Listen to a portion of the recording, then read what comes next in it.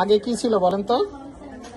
আগে দুটোটা পাও না, আগে আপনার বাচ্চার সমস্যাটা কি ছিল সেটা জানতে চাইছি। স্যার আগে ওই কোমরের পিছনে একটা টিউমার ছিল। এই টিউমার কি দিনে দিনে বড় হচ্ছিল?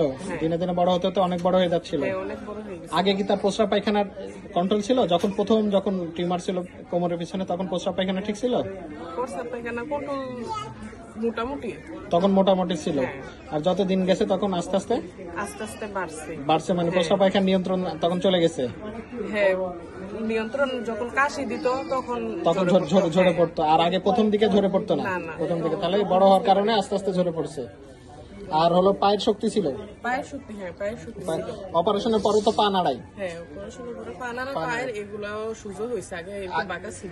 আগে পা বাঁকা ছিল আগে। হ্যাঁ, এগুলা বাঁকা ছিল। এখন সোজা হয়ে গেছে। হ্যাঁ।